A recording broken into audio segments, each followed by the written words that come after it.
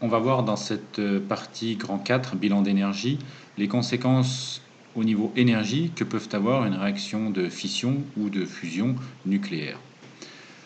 On part pour cela du postulat d'Einstein en 1905 qui dit que la masse, c'est de l'énergie. Toute particule ayant une masse possède une énergie. Alors il a fallu relier, pour valider ce postulat, la masse à l'énergie.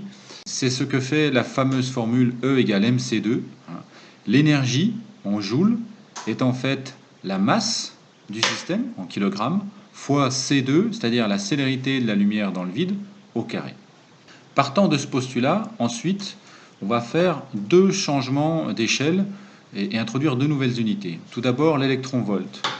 On sait que l'énergie légale en physique est le joule. Ici, on va travailler avec des particules ayant une énergie beaucoup plus faible. Et donc, on introduit l'électron-volt avec la correspondance avec les joules. Et puis, de même, au niveau des masses, l'unité légale en physique est le kilogramme, mais travaillant avec des particules de masse très faible, on va introduire l'unité de masse atomique, petit u, avec, toujours pareil, la correspondance avec les kilogrammes.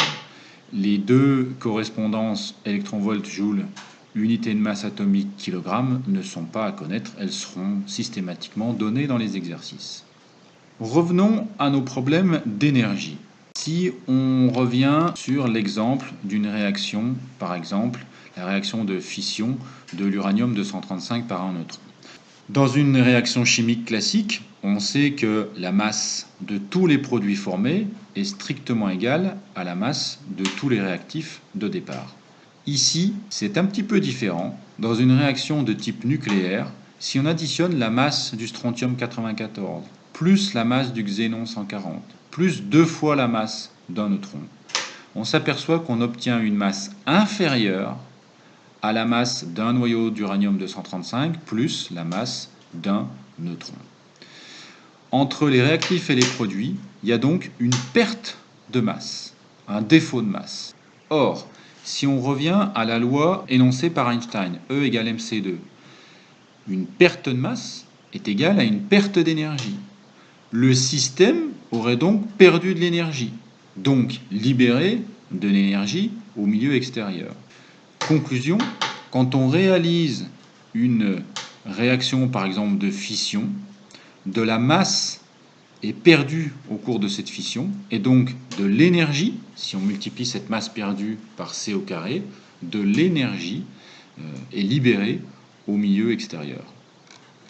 Alors c'est ce que traduisent ces deux équations. On a ici la variation de masse qui est la masse de tous les produits moins la masse des réactifs, et l'énergie libérée au cours de la réaction, de fission comme de fusion, il se passe la même chose lors d'une fusion, est égale à la variation de masse fois C au carré.